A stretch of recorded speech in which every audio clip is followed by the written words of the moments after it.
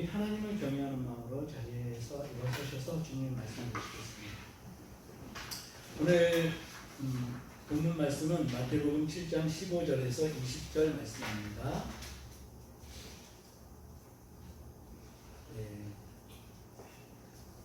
그리고 오늘 본문의 말씀의 제목은 하나님께만 소망을 두라 이렇게 잡았습니다. 우리 다 찾으셨으면 한 목소리로 같이 보시겠습니다. 시작. 거짓 선지자들을 삼가라. 양의 옷을 입고 너희에게 나오나 속에는 노략질하는 입이라. 그들의 열매로 그들을 알지니 가시나무에서 포도를 또는 언덕에서 무화과를 따겠느냐. 이와 같이 좋은 나무마다 아름다운 열매를 맺고 못된 나무가 나쁜 열매를 맺나니 좋은 나무가 나쁜 열매를 맺을 수 없고 못된 나무가 아름다운 열매를 맺을 수 없느니라. 아름다운 열매를 맺지 아니하는 나무마다 직접 불에 던져지느니라. 이러므로 그들의 열매로 그들을 알리라. 아멘. 앉으시겠습니다. 오늘 이 말씀을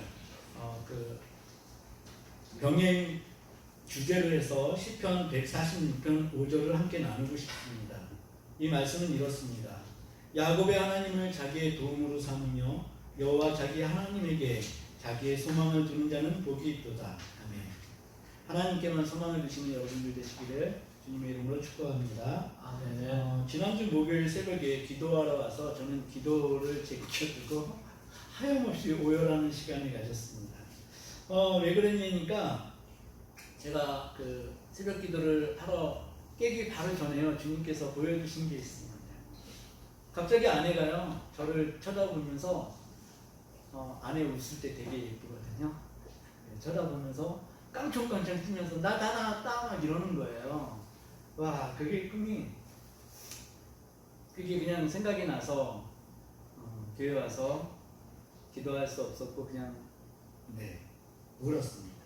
우리 예전에 말씀 나눴습니다. 아브라함 75세 때 하나님께서 찾아오셔가지고 네가 만국의 아비가 될 거야 라고 말씀하시고 25년이 지난 후에 또 오셔가지고 너 그때 그 언약을 붙잡고 있었니?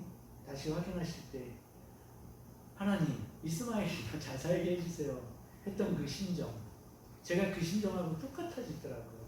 하나님 이러한 마음을 저희한테 주셨는데 보여주셨는데 이거는 언제 이루어질까요?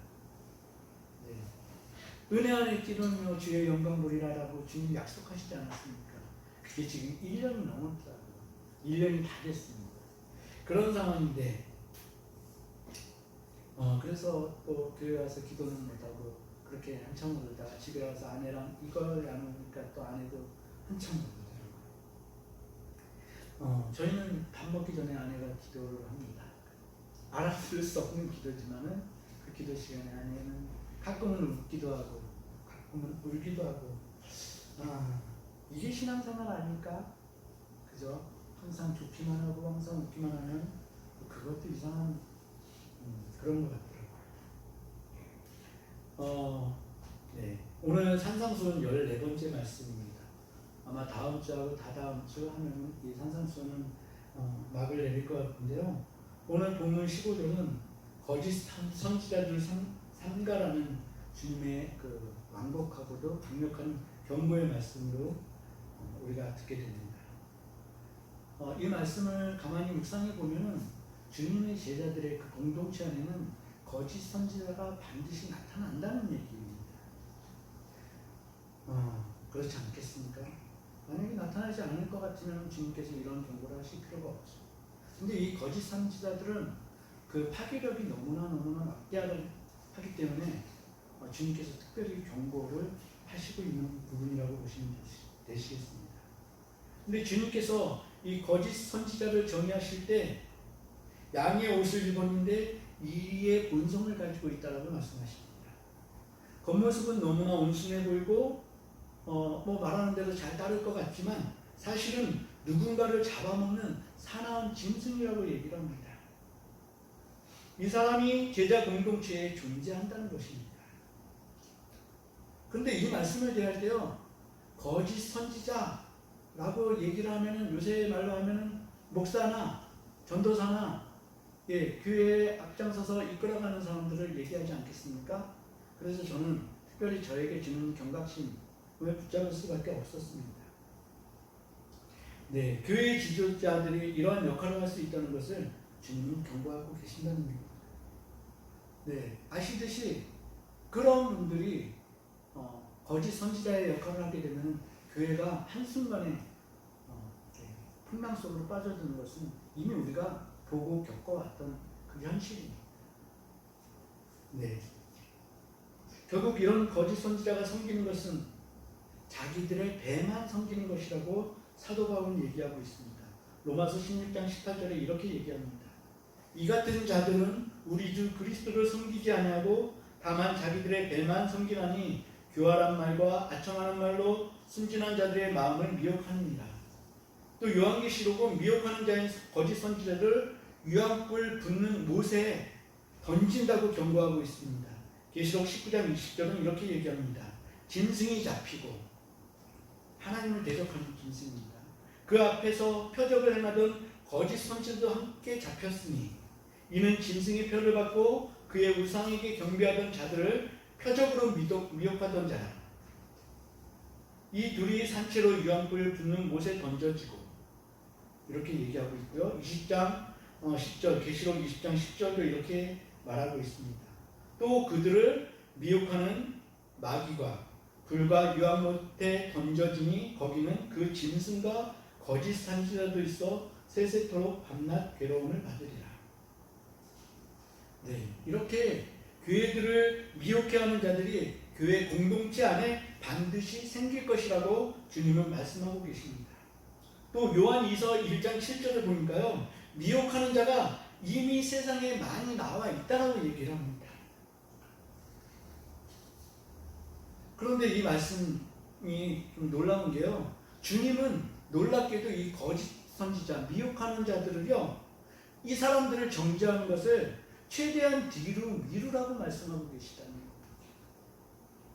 거예요. 그건 무슨 얘기니까 열매로만 이들이 판단이 되어진다는 얘기예요. 꽃이 피고 열매가 맺히고 또 열매가 익으려면 상당한 시간이 필요합니다. 이 시간만큼 이 사람들을 정죄하는 것을 하지 말라는 말씀입니다. 누군가를 너무 쉽게 판단하고 정죄하는 것을 주님은 금하시고 계신다는 것이죠. 조금 전에 비판하지 말라, 이 말씀도 같은 맥락이라고 보시면 될 것 같습니다. 마태복음 13장 24절에서 30절을 우리 한번 찾아보시겠습니다. 주님께서 가라지 비유를 통해서 오래 참으라고 말씀하십니다. 가라지는 이미 우리들 가운데 들어와 있는 그 정체를 얘기하고 있는 것입니다. 13장 24절에서 30절입니다. 함께 찾으셨으면 함께 보시겠습니다. 시작. 예수께서 그들 앞에 또 비유를 들어 이르시되 천국은 좋은 씨를 제밭에 뿌린 사람과 같으니 사람들이 잘 때 그 원수가 와서 곡식 가운데 가라지를 덮리고 갔더니 싹이 나고 결실할 때에 가라지도 보이고는 집 주인의 종들이 와서 말하되 주여 밭에 좋은 씨를 뿌리지 아니하였나이까. 그런데 가라지가 어디서 생겼나이까. 주인이 이르시되 원수가 이렇게 하였구나. 말하되 그러면 우리가 가서 이것을 뽑기를 원하시나이까.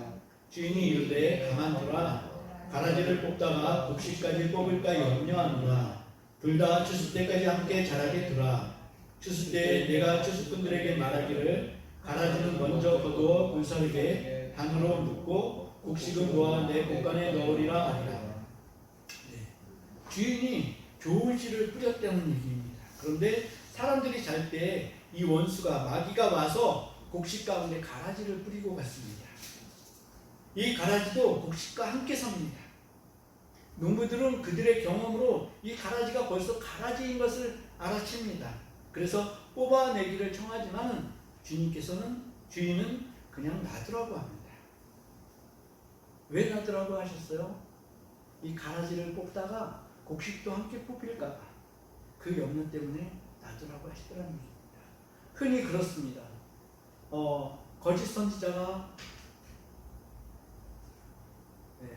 교회들을 많이 어렵게 했죠. 교회 안에 분란이 일어납니다. 그러면 이 분란을 보고 또 어떤 신자들은 교회를 떠난 이런 데서 내가 어떻게 신앙생활을 할 수 있겠어? 그렇죠? 그런 일들을 우리는 얼마나 많이 봤습니다. 근데 주님은 열매를 보고 거짓 선지자인 줄 알 수 있다고 말씀하시는데 오늘 열매는 이 두 가지로 나눌 수가 있습니다.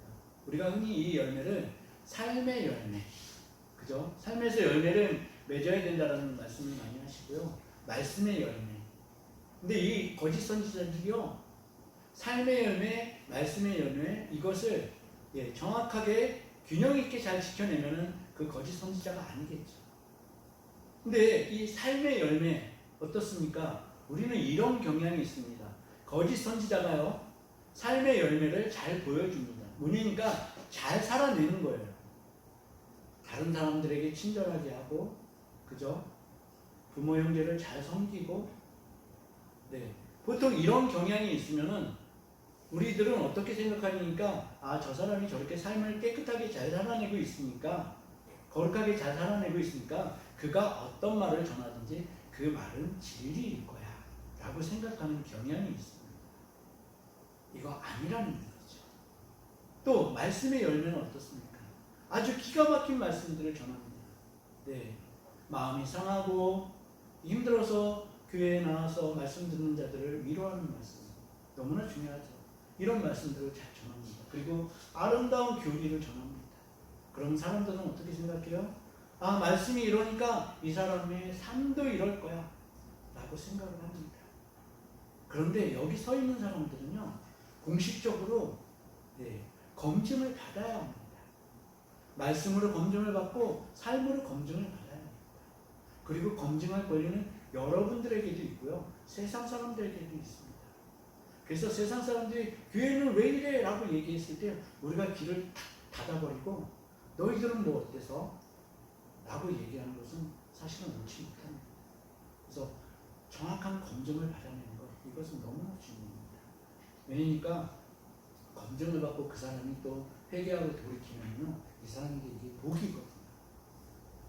대다수의 많은 사람들은 검증이 되어져서 그렇게 되어진 결과들을 눈앞에 이렇게 가져다 주어도 외면하고 맙니다. 그런 상황입니다. 그런데 우리가 항상 하는 얘기지만 사람은 믿을 만한 존재가 아니다. 그런 사람은 어떤 존재예요?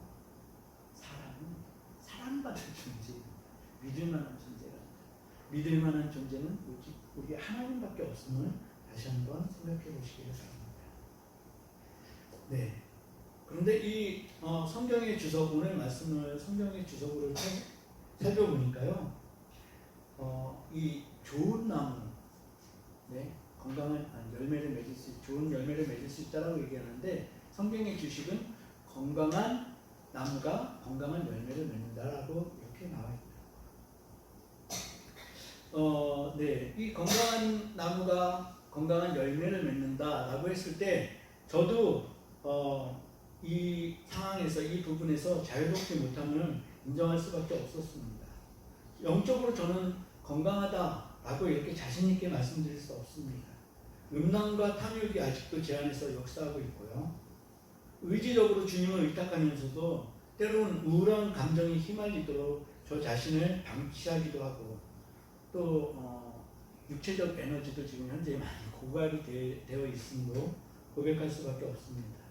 저는 제가 공부를 하면서 주님께 드렸던 기도 제목이 하나 있었는데요.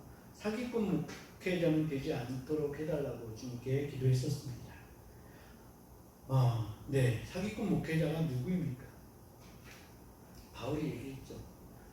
주님의 말씀을 가지고 자신의 배만 부르게 하는 사람, 이런 사람들입니다. 사람들의 영혼을 위해 기도하기를 다 하는 것처럼 하면서 사실은 그 안에 양들을 사랑하는 예수님의 마음은 차갑게 식어버린 사람, 이런 사람이 사기꾼 목회자 아니겠습니까? 최근 세계적인 논란거리가 됐었던 그 잼버리 대회 아시죠? 이 잼버리 대회가 끝나고 아쉬워가지고 이 사람들이 다 자기 나라로 빨리빨리 돌아간 게 아니라 한국을 여행을 많이 했다고 하죠. 그런데 그 독일 잼버리 대원들이 어떤 절에 들어가서 며칠 동안 그 불교 체험을 하고 이 삶이 너무 고결한 삶이다 해가지고 어떻게 하면 스님처럼 저희들도 살 수 있어요? 그리고 머리를 다 삭발했다 그러죠. 아, 저 그 뉴스 봤을 때 참 이게요, 종교가 어느 순간 유행이 돼버렸어요. 우리 흔히 종교의 흐름을 얘기하죠. 유럽 쪽에서 미국으로, 미국 쪽에서 이게 아시아 쪽으로, 아프리카 쪽으로 흐름을 얘기하는데 저는 이게요, 흐름이 아니라 유행 같아요. 유행. 사람들이 새로운 것을 이렇게 접하지 않습니까? 그럼 거기에 막 열광해요. 네. 그러다가 어느 정도 시간이 지나면 이게 익숙해지니까 이거 아닌가 봐. 그래서 또 다른 걸 찾습니다. 돌고 도는 거죠. 독일이 어떤 나라예요? 독일은 종교세가 있는 나라예요. 급여에서 종교세를 낼래? 이건 자유입니다. 그런데 60몇 % 이상이 이 종교세를 낸다 그러죠. 네, 그래서 그 루터교에 그 심호하는 목사들에게 이걸 급여로 준다라고 얘기를 합니다. 아, 그런 나라에 있는 사람인데 와가지고 불교 며칠 동안 이렇게 체험을 하고, 네, 이게 너무 좋은 것 같아요. 그래서 머리를 깎았다. 이게 종교적 유의, 쇼에 완전히 우리가 노출되어 있다는 얘기입니다. 네, 그리고 또 최근에 인터넷 뉴스를 보다가 제가 댓글을 하나 달았어요. 제가 댓글 다는 유형이 있는데 2단 얘기만 나오면 댓글을 달끈해가지고. 네, 그 뉴스의 내용을 보니까요, 뭐라고 나와있니까 고등학생도 요한계시록을 설교할 수 있다. 이걸 그 대문자로 해가지고 내보냈더라고요. 읽어보니까요, 다른 거 아닙니다. 그냥 딱 냄새가 나지 않습니까? 어디 같아요? 신천지. 네.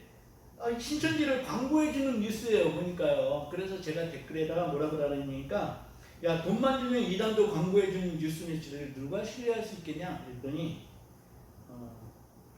댓글에 눈을 크게 뜨고 성경을 읽으라고. 그렇게 달렸더라고요. 참. 이게 그런 것 같아요. 다니엘서 12장 3절을 보니까요, 많은 사람을 옳은 대로 돌아오게 한 자는 별과 같이 영원토록 빛나리라. 이렇게 얘기하고 있는데요. 거짓 선지자들은 이거에 완전한 반대 위치 아닙니까? 마귀와 함께 산채로 불붙은 유황에 던져진다고 합니다. 네. 이 거짓 선지자들에 대한 경고를 주님께서 세게 하고 계신 거죠. 그런데 이 거짓 선지자들의 목록에서 여러분들은 자유로울 것 같습니까? 결코 자유롭지 않다라는 말씀입니다. 거짓 선지자의 가장 큰 특징이 거칠해요. 거칠해. 척하는 거예요. 뭐니까 없는데 있는 척하는 거고요, 있는데 없는 척하는 거고요, 사랑하는 척하는 거고요, 오래 인내하는 척하고요, 예수님을 잘 믿는 척하는 것이고요, 그 말씀대로 잘 살고 있다는, 예, 그런 척하는 거고요, 경건의 모양은 있지만 경건의 능력은 없는 삶, 이것이 척하는 삶입니다. 거칠애라는 얘기죠. 이거 얼마나 쉽습니까? 사실은 우리가 다 검증할 수 있는 자리가 아니잖아요. 지금은요, 제가 전도사지만 여러분들 댁에 가서 신방을 좀 하겠습니다. 옛날에 목사님들 오는 거 되게 영광으로 알았거든요. 지금은 시선해요. 부담스러워요. 왜? 우리 집에 누가 오면 또 정리하고 막 이렇게 귀찮거든요. 그죠?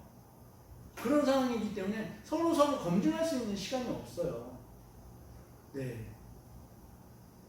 사실은 우리가 얼마나 척을 잘할 수 있습니까? 척하면 그거에 넘어갈 수밖에 없다니까요. 이제 사실은 그거예요. 근데 고린도후서 13장 5절은 이제 너희 자신을 스스로 검증하라고 얘기합니다. 우리가 검증할 수 없으니까 너희 자신을 스스로 검증하라고 얘기합니다. 13장 5절에 이렇게 얘기합니다. 너희는 믿음 안에 있는가? 너희 자신을 시험하고 너희 자신을 확증하라.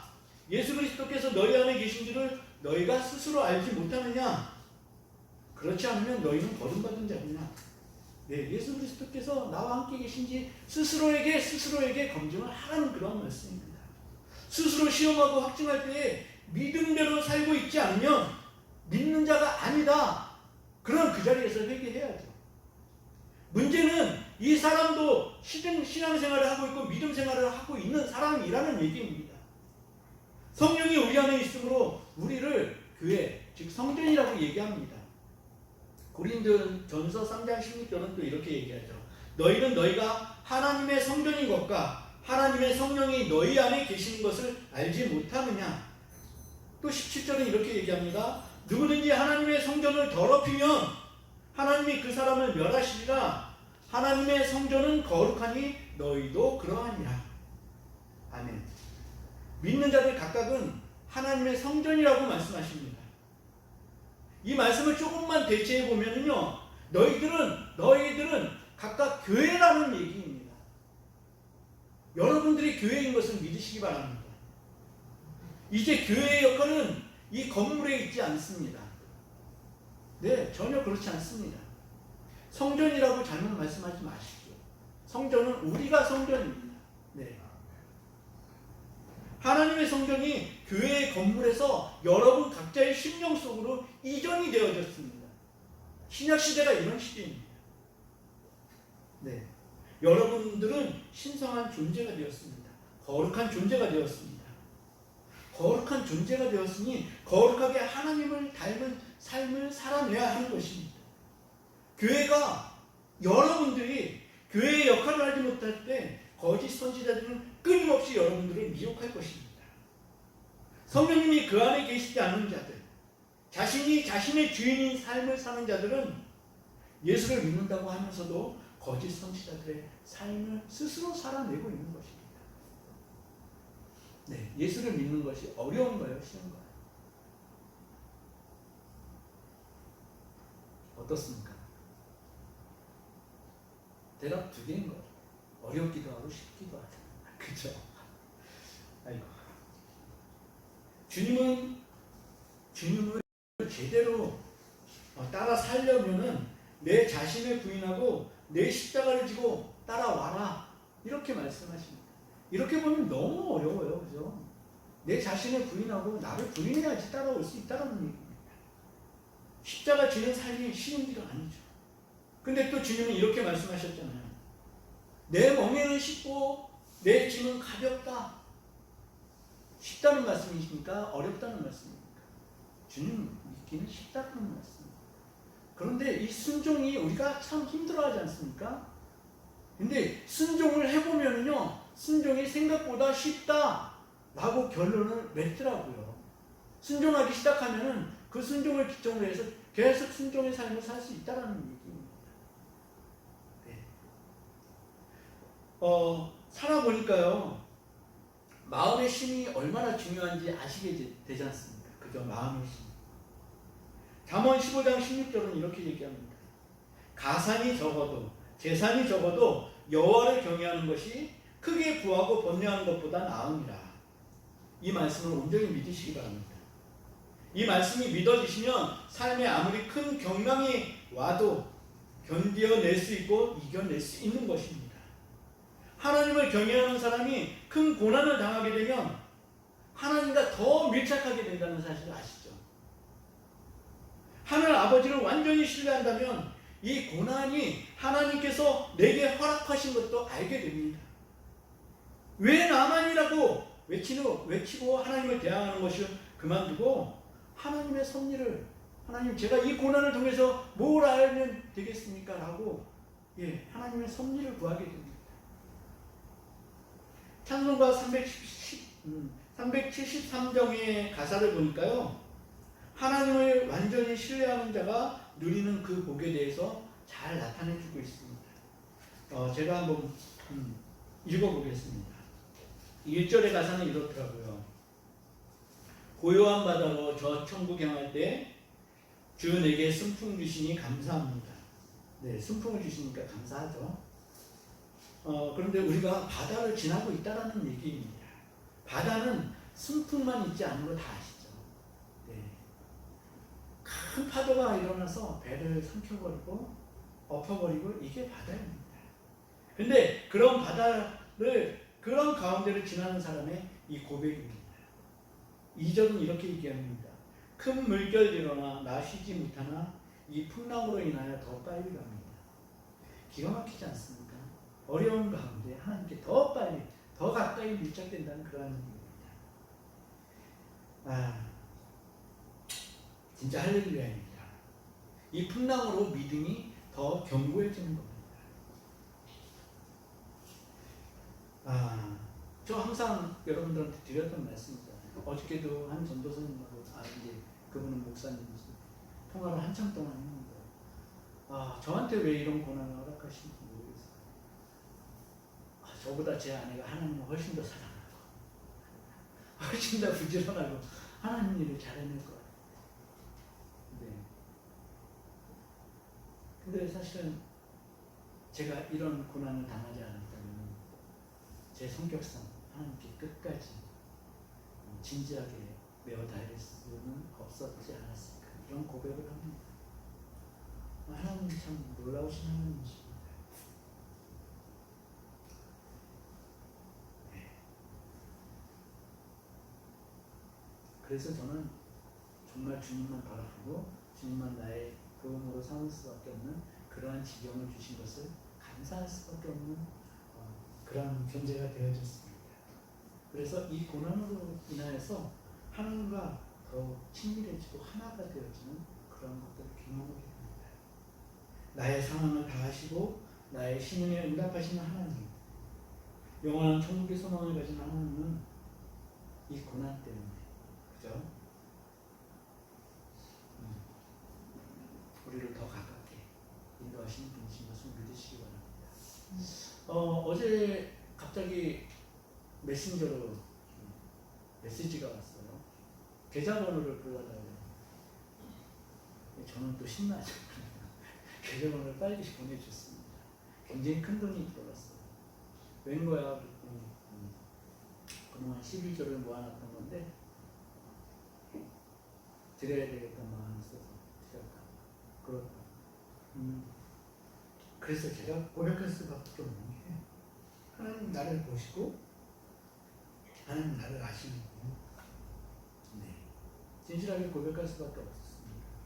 그러니까 제 아내가 보험을 잘 들어놨거든요. 그래서 병원비가 거의 충당이 되는데 이제는 이제 조금씩 빵꾸가 나기 시작하더라고요. 그래서 아내가 요새 고기를 잘 먹어요. 그래서 고기를 계속 공급을 해주려다 보니까 그것도 만만치가 않고, 상추 사보셨죠? 상추가 왜 이렇게 비싸요? 이제 이런 것들을 계속해서 해주다 보니까 이제 조금씩 빵꾸가 나는데, 하나님께서 또 이렇게 급하게 채워주신 거 보면 다 보시고 다 아시고 계시네, 이렇게 고백할 수밖에 없었습니다. 우리는 매사에 진실하고 열심으로 주님을 따라가야 합니다. 특히 예수님께서 우리에게 원하시는 삶은요, 공식적인 삶입니다. 비공식적으로 너 혼자만 있을 때 이렇게 하고 있는 것, 이거 옳지 못하다라고 말씀하십니다. 빛 가운데 걸어가라라고 말씀하시거든요. 그것은 뭔가 다른 누구에겐가 들키고 드러나면 안 되는 삶을 살지 말라는 말씀입니다. 네, 예수님은 공식적으로 드러나는 빛 가운데 삶을 살아라라고 말씀하십니다. 어쩌면 우리가 이 공식적으로 사는 삶 때문에요, 고난을 당할 수도 있습니다. 왜? 우리가 예수 그리스도의 제자인데, 예수 그리스도의 사람인데, 교회인데 어디 가서 우리가 공식적으로 어나운스를 못합니다. 그죠? 내가 예수 믿는 사람이야, 내가 교회야, 이렇게 공식적으로 언급을 못하더라는 얘기죠. 비공식적으로 내가 교회야, 내가 예수 그리스도를 믿는 사람이지, 이거 아니라는 거예요. 공식적으로 드러내고 살아라. 네. 근데 예수님이 이 공식적으로 드러내고 사셨기 때문에 사실은 십자가를 지신 거거든요. 예수님이 얼마든지 비공식적으로 사실 수 있었어요. 그런데 예수님은 내가 하나님의 아들이야, 당당하게 어디 가서 다 말씀하셨습니다. 이 공식적으로 사셔서 십자가의 체험을 전하셨습니다. 우리가 비공식적으로 살게 되면은 자꾸 숨기게 됩니다. 숨기게. 그러면 어떻게 돼요? 죄를 지어도 드러낼 수가 없습니다. 드러내야지 우리가 회개했던 그 은혜를 누릴 수가 있는데 드러낼 수가 없습니다. 그러면 하나님은 절대로 이것을 그냥 지나치지 않습니다. 하나님이 왜 예수 그리스도를 십자가에 죽이셨는지, 그 죄를 극도로 미워하셨기 때문에 십자가에 못 박으실 수밖에 없습니다. 그 죄를 비공식적으로 우리가 갖고 있겠다? 이것은 하나님께서 결코 용납하실 수가 없는 부분입니다. 우리가 죄의 본성을 가지고 천국에 들어갈 수 있을까요? 네. 이게 완전히 퍼져야 됩니다. 주님은 천국에 들어갈 수 있는 사람을 극소수라고 말씀하셨습니다. 믿으시기 바랍니다. 우리 스스로는 그럼에도 불구하고 죄의 권세에서 우리 스스로는 빠져나올 수 없음을 인정해야 할 것입니다. 하나님이 직접 지으시고 참으로 기뻐하셨던 아담, 첫 번째 아담, 하나님과 얼마나 가까운 관계였습니까? 그런 아담이 하나님을 배반하는 결과를 행한 것도 죄의 권세를 부인하지 못했던 것이 그 스스로의 결정이었습니다. 그만큼 죄의 권세, 미혹하게 하는 권세는 하나님과 우리를 갈라놓는 역할입니다. 이것을 완전하게 바꿀 수 있는 것은 우리가 하나님께서 우리에게 주신 의지력을 가지고 주님의 옷자락을 붙잡는 것입니다. 주님께 배우고 주님과 같이 겸손하게 우리의 멍에를 지는 것입니다. 이것이 어렵다고요? 주님이 쉽다고 말씀하셨잖아요. 내 멍에는 쉽고 내 짐은 가볍다고 말씀하셨잖아요. 그렇게 될 때에 우리는 우리의 죄에서 자유를 누릴 수 있습니다. 우리는 죄에서 자유를 누려야 하는 것입니다. 주님이 주신 자유. 네. 뭐라 그랬죠?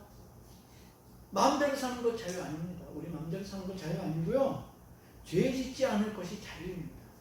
네. 주님이 주신 권세입니다. 죄 짓지 않을 힘을 주님이 공급해 주시겠다. 네. 우리가 진리 안에 걸어간다. 이 권세는 너무나 중요합니다. 죄는 주님과 우리도 떼어놓고 갈라놓을 수 있는 것이기 때문에 그래서 우리는 제가 처음에 읽어드렸던 시편 146편 5절 말씀 네. 하나님을 우리의 도움으로 삼으며 하나님께만 우리의 소망을 두어야 하는 것입니다. 네, 이렇게 사는 방법은 구체적으로 제가 말씀을 드리겠습니다. 두 가지 방법입니다. 매일 말씀을 보십시오. 말씀 안으로 들어가십시오. 그리고 그 말씀을 가지고 기도하십시오. 네. 이것이 하나님을 우리의 도움으로 삼으며 우리가 하나님만 우리의 소망으로 두는 그러한 방법입니다. 다른 방법은 없습니다. 사람이 100세 시대에 접어들었어도 그죠? 90, 100 요새는 참 오랫동안 사는 것 같아요. 근데 성경은요 수고와 슬픔뿐이라고 얘기를 하더라고요. 영원한 나라, 네, 그 영원한 나라 하나님의 나라에서 사는 것에 비하면 100세는 정말 눈꼽만큼도 안 되는 시간입니다. 그죠? 참으로 찰나 같은 그런 시간이거든요. 여기서 우리가 100세가 너무 사실은 어떻게 보면은 지루해요. 잘 살아내야 됩니다. 매일 신나게 막 건강하게 이렇게 살면 좋은데 그거 아니잖아요. 너무 지루해요. 그러니까 우리가 어떻게 해야 되니까 견디고 성도의 견인이 너무너무 필요하다는 거예요. 끝까지 견뎌야 됩니다. 끝까지 그 나라에 도착할 때까지 우리는 견디고 이겨내야 되는 것입니다. 그것은 예수 그리스도의 온전한 동행으로 영원의 하나님 하나님이 통치하시는 천국에서 길이 살 수 있는 견디고 또 견뎌서 그 나라에서 길이 살 수 있는 여러분과 제가 되시기를 주님의 이름으로 축복합니다. 우리 말씀을 맺겠습니다. 말씀을 기억하면서 기도하시면 좋겠습니다. 제가 이렇게 말씀을 준비하다 보면요 말씀 안에서 기도의 그 줄기가 잡히는 게 그날의 주제 말씀이 되더라고요. 오늘 기도는 이런 내용을 가지고 했으면 좋겠습니다. 주님, 죄의 권세를 이기신 주님께 배우는 삶이 되기를 원합니다. 주님의 멍에는 쉽고 또 주님의 짐은 가볍다고 말씀하셨습니다. 그 쉽고 가벼운 짐을 우리가 즐거이 질 수 있게 우리를 친밀함으로 이끌어 주소서. 이 내용을 가지고 우리 주님 한번 부르시고 기도하시겠습니다. 주님!